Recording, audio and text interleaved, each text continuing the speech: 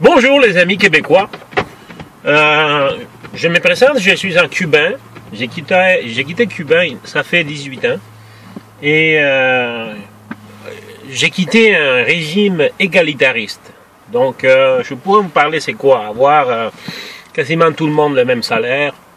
J'aimerais ça vous parler par rapport à qu'est-ce qui est arrivé avec ces gars-là, Jean-Louis Cormier, et la réaction qu'a eu Nathalie Petrovski de la presse.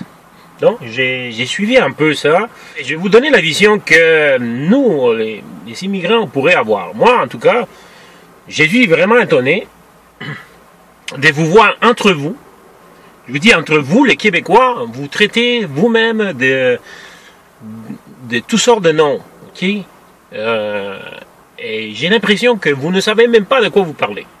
Jean-Louis Cormier, je vous dis, lui, il avait raison de dire dans un début, et c'est clair, c'est normal que les artistes soient choisis par leur qualité artistique. Oui, c'est normal. Et ça, c'est bon pour tout le monde, pour les hommes, pour les femmes. Parce qu'on ne regarde pas le sexe. Hein? C'est pas grave, le sexe, la race, c'est pas grave, c'est ça l'égalité. Hein? La justice est aveugle. Elle ne regarde pas la face des personnes. On ne voit pas, on ne regarde pas le sexe, on ne regarde pas le système de reproduction. On ne regarde pas la couleur de la peau. Tout le monde a les mêmes chances et les mêmes responsabilités devant la loi. Et devant les règles. Donc on parle des règles ici artistiques. Pourquoi Nathalie Petrovski et d'autres personnes qui se proclament au fait du féminisme demandent des règles sexistes? Parce que dans le fond, ils sont en train de demander des règles sexistes, c'est-à-dire 50% d'hommes, 50% de femmes. Okay? Comme premier critère de sélection pour arriver à des prix artistiques. Pourquoi elle demande ça? J'imagine que c'est parce qu'aujourd'hui au Québec, il y a un juré quelque part où c'est écrit que les hommes doivent être un plus grand nombre que les femmes. Et ceci n'est pas écrit, alors c'est un accord tacite entre les jurés qui choisissent pour mettre plus d'hommes que de femmes. Ok? Et que les hommes ont un privilège par rapport aux femmes. C'est ça que ça veut dire ça. J'ai lu les textes de Nathalie Petrovski et ce n'est pas s'expliquer. Ok? Elle a dit, oui, elle parlait pour l'égalité, le pamphlet, mais elle n'a pas expliqué pourquoi ça.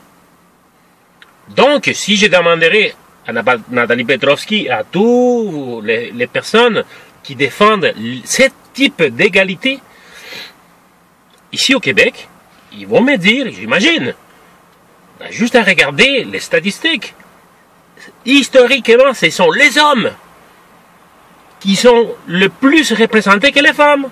Et ça, c'est un constat. D'accord. Je dirais, ok, ça c'est un constat empirique. Les constats empiriques ne sont pas explicatifs. Et Nathalie Petrovski doit le savoir. Parce qu'elle a étudié sciences sociales. Et dans les sciences, on étudie méthodologie de la recherche. J'imagine, ok? Méthodologie de recherche. Et ça, je l'ai étudié à Cuba. Quand j'ai étudié sciences sociales. Et c'est tellement intéressant d'étudier la méthodologie de la recherche. Parce que ça nous apprend à penser. À regarder la réalité de façon scientifique.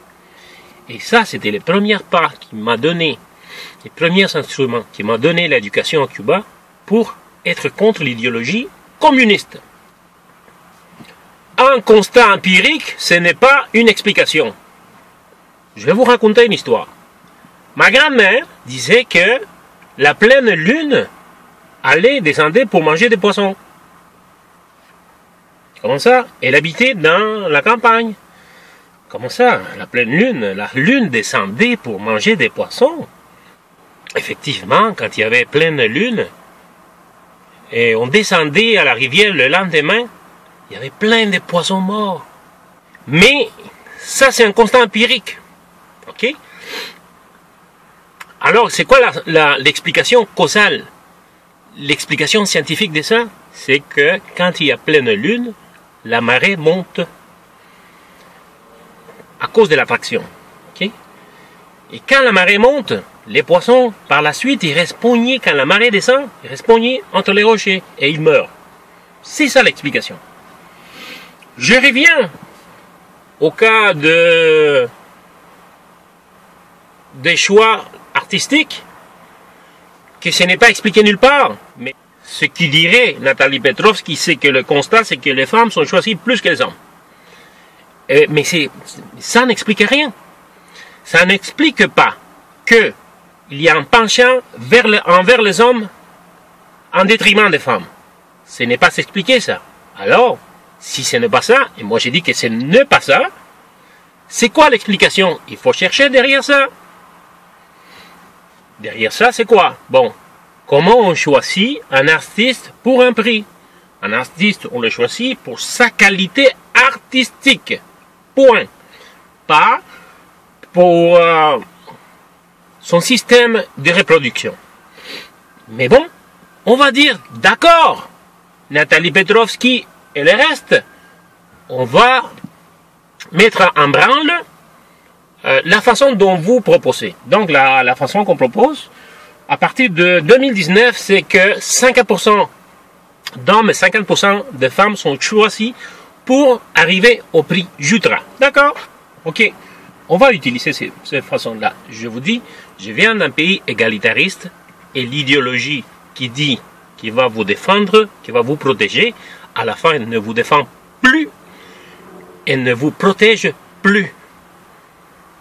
Et l'idéologie va te tuer. Mais pour 2019, les hommes artistiquement sont pourris. Et les femmes sont les meilleures. Ok? Il y a 5 ou 6 Céline Dion. Il y a à la tonne des dizaines d'Ariane Moffat. Il y a des dizaines de Cœur des Pirates. Si, comme la fille d'Alfaro Coco, il y en a 3 ou 4 encore. Écoutez, 2019, ce sont les femmes, ça peut arriver, ce sont les femmes qui mènent l'art au Québec. Et les hommes sont pourris. Donc, à pleine vue, 90% d'artistes québécois des bonnes qualités sont des femmes. Et le reste, 10%, ce sont des hommes. Mais vous avez demandé 50%, 50%. Vous avez demandé ça. Je vous répète, les idéologies sont méchantes. Ils vont être contre toi sans le vouloir. Donc, pour 2019, si on fait un peu de mathématiques, il va y avoir un grand pourcentage de ces femmes-là qui ne pourront pas accéder au prix. Même pas pour remonter sur les stages. Parce que il y a eu des idéologues qui ont demandé 50%, 50%. Et les critères principaux, qui c'était les critères artistiques, a été mis de côté. Ok, c'est le deuxième. Le premier, c'est le sexe, 50%, 50%. Et le deuxième, c'est la qualité artistique. Aujourd'hui, j'imagine, je pense que c'est la qualité artistique, c'est les critères principaux. Le sexe, la race, l'orientation sexuelle n'est pas tenue en compte. Je pense que c'est ça. Ça, c'est la vraie égalité. Ça, c'est la vraie justice. Ça, c'est la paix sociale dans le fond. On ne regarde pas le sexe, la race, l'orientation sexuelle de personne. Je vous dis, les idéologies sont méchantes, ok? Ils vont vous détruire. Même si toi, tu défends cette idéologie-là. Ils vont vous détruire parce que les idéologies n'acceptent pas la critique. L'autocritique est zéro. N'acceptent pas l'humour. Ils vont vous tuer. Ok? Ça, c'est très important. Ils vont vous tuer physiquement ou civilement. Nathalie Petrovski dit que lui, Jean-Louis Cormier, il s'est rendu compte et a fait son mea culpa parce que, et ça c'est très important, et très révélateur. Et n'a pas, peut-être Nathalie Petrovski n'a pas eu conscience de l'importance de ces phrases-là, parce que il a voulu sauver sa peau. Ok, c'est écrit. C'est historique. Il faut le garder. Ce texte-là, Nathalie Petrovski. Sauver sa peau. Sauver sa peau, qu'est-ce que ça veut dire, ok? Sauver sa peau, qui demandait aux Syriens qui quittent la Syrie, c'est quoi sauver la peau? Sauver la peau, c'est ça. Sauver sa peau, c'est ça. Et je vous dis, les idéologies vont vous tuer, physiquement ou civilement. Et quand Nathalie Petrovski dit que lui a voulu sauver sa peau, elle a raison. Sauver sa peau de quoi? Sauver sa peau de quoi? Je demande à ces madames-là, sauver sa peau de quoi? De quoi? Je vais vous dire de quoi il va sauver sa peau. Il sauve sa peau d'une mort civile.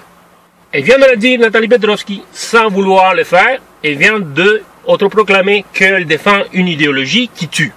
Vous êtes mort civilement. Ça pourrait vous amener au divorce, à perdre la garde de vue de votre enfant, au suicide même. Donc, vous êtes mort. C'est très dangereux qu'un gars comme ça ne puisse pas dire, il peut le dire, sa pensée, sans se faire ramasser de cette façon-là. Alors, je vous dis là, l'idéologie ne pardonne pas. Ce gars-là, il a dit le fond de sa pensée la première journée. Le lendemain, il a fait son mea culpa. Et il n'a pas été pardonné. Pas plus. Pas pardonné. Les idéologies ne pardonnent pas.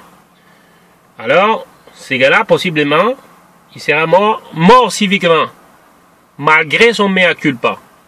Alors, lui, toi là, tu aurais dû garder le fond de ta pensée et garder la tête haute. Ok? Expliquez pourquoi. Pourquoi? On ne voit pas bien là, mais c'est lui. Bon. Et voilà ce qui pourrait arriver avec cette idéologie-là. Je répète, les idéologies disent vous défendre, mais dans le fond, ils ne le font pas. Ils vont vous tuer et ils feront mal à l'objet de leur défense. Okay? Donc les femmes, dans le fond, ne sortiront pas gagnantes de cette idéologie-là.